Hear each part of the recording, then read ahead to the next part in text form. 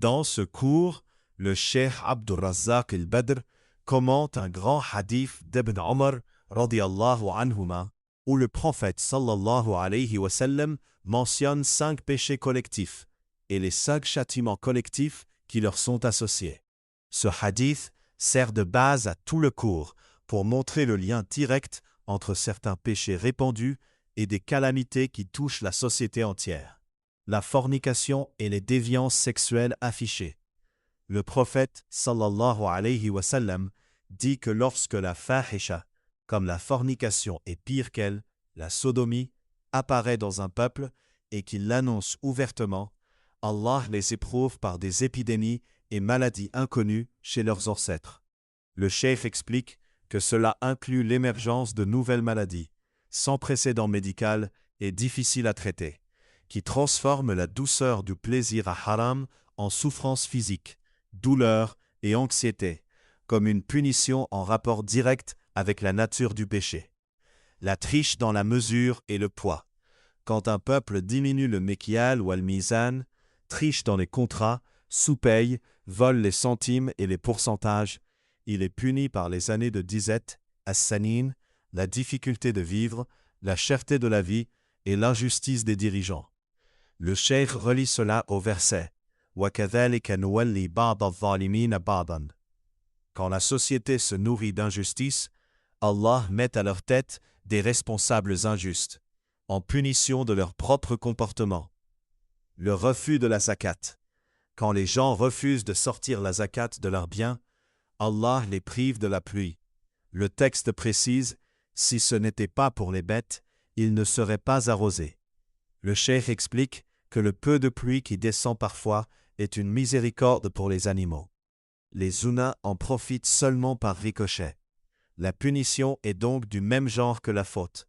Ils ont empêché le droit d'Allah et des pauvres dans leurs biens. Allah leur empêche l'eau qui fait vivre leur récolte et leur bétail. La trahison des pactes et des engagements. Lorsqu'un peuple trahit les pactes, accords, traités, contrats d'Aman, Allah donne pouvoir à un ennemi extérieur qui s'empare d'une partie de leurs biens. C'est une punition du même type. Ils ont trahi, ils sont trahis.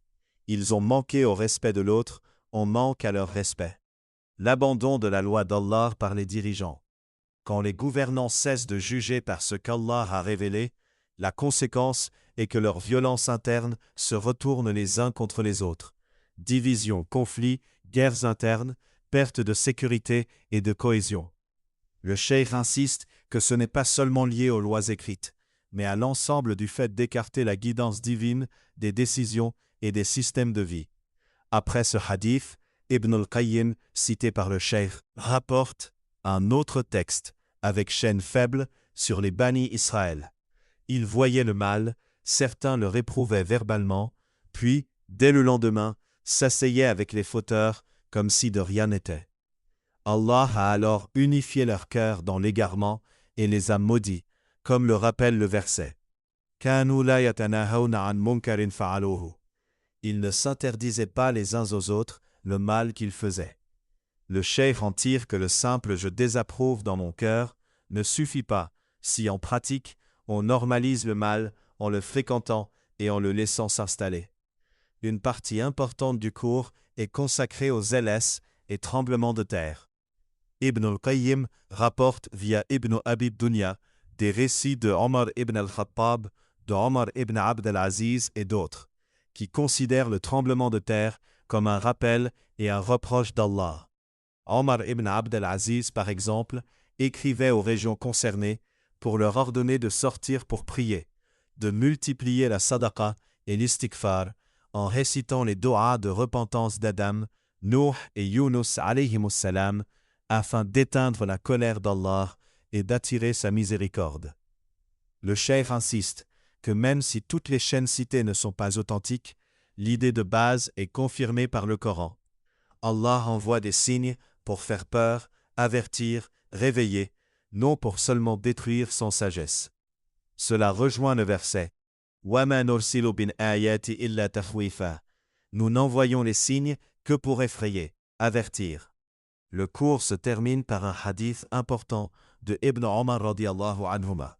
Lorsque les gens s'attachent au dinar et au dirham, pratiquent des montages comme la vente ina, un stratagème pour maquiller l'usure, suivent les queues des vaches, c'est-à-dire se noient dans l'agriculture et les affaires matérielles, et délaissent le jihad, Allah fera descendre sur eux une humiliation qu'il ne lèvera pas jusqu'à ce qu'ils reviennent à leur religion. Le cheikh explique que le remède aux calamités n'est pas uniquement matériel, mais passe d'abord par le retour au tawhid, à la justice, à la zakat, à la chasteté et à l'ordre du bien et l'interdiction du mal.